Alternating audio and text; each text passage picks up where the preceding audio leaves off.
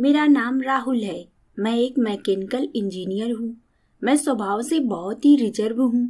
इस कारण कभी भी मेरी लड़कियों से ना ज्यादा दोस्ती रही और ना ही मेरी कोई गर्लफ्रेंड बनी। अब मेरी जॉब लग गई थी और घर वाले अब शादी की बातें करने लगे। घर पर कई तस्वीरें और बायोडाटा आने लगे। उसमें से मुझे प्रिया देखते ही पसंद आ गई। बायोडाटा से पता चल रहा था कि वो अच्छी पढ़ी लिखी थी। मैंने अपने घर वालों से कहा कि मुझे लड़की पसंद है।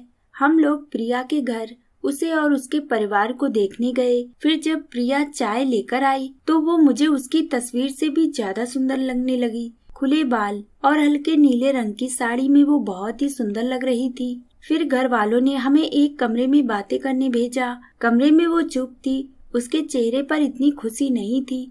मेरा दिल धड़क रहा था। मुझे लगा कि उसे मैं पसंद नहीं हूँ।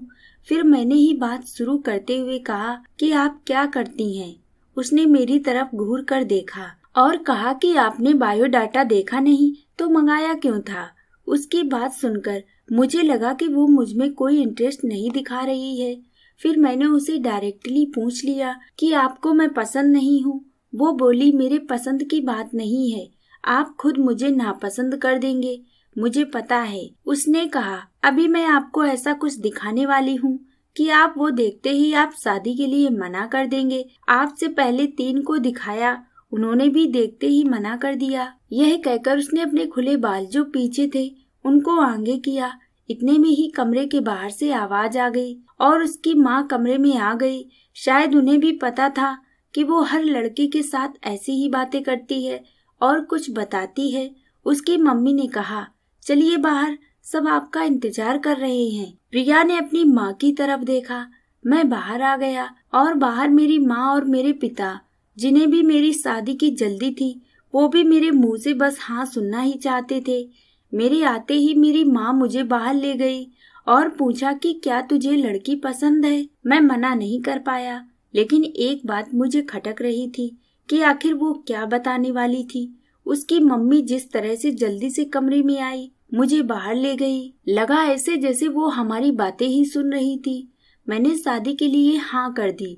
मेरे घर वालों ने उन्हें हाँ में जवाब दे दिया, लेकिन अब मैं एक दुविधा में था कि मैं क्या करूं। मैंने उससे बात करना चाहा। मैंने उससे नंबर नहीं मांगा था।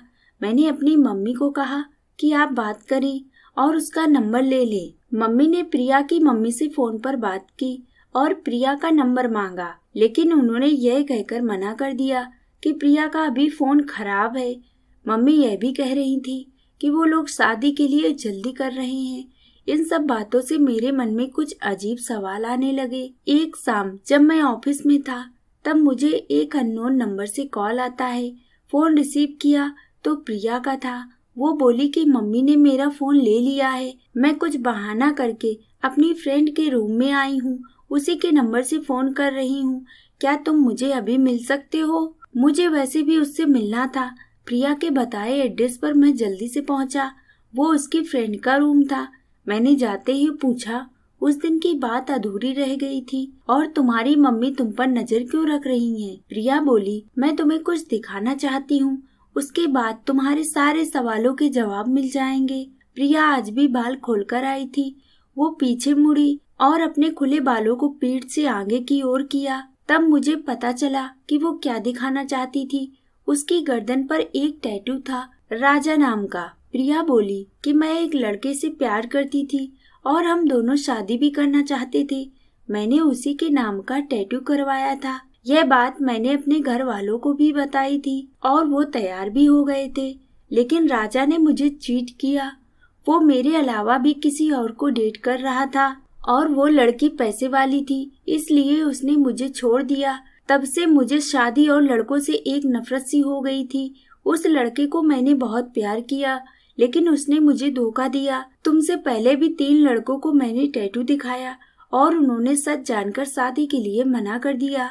मम्मी इसलिए मुझ पर नजर रख रही हैं कि मैं तुम्हें भी कहीं सच ना बता दूं, लेकिन मैं उन लड़कियों की तरह नहीं हूँ। मैं नई जिंदगी की शुरुआत सच के साथ करना चाहती हूँ।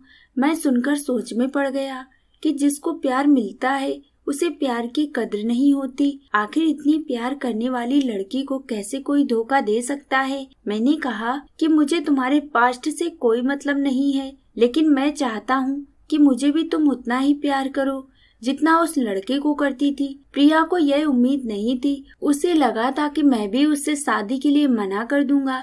मेरी बात सुनकर उसने इतने दिनों के दबे आंसू बहने लगे। मेरी शादी प्रिया से हो गई और मैं अपने आप को बहुत खुशकिस्मत मानता हूँ कि मुझे प्रिया जैसी सच्ची और प्यार करने वाली लाइफ पार्टनर मिली है। दोस्तों, ये कहानी आपको कैसी लगी मुझे कमेंट कर जरूर बताएं।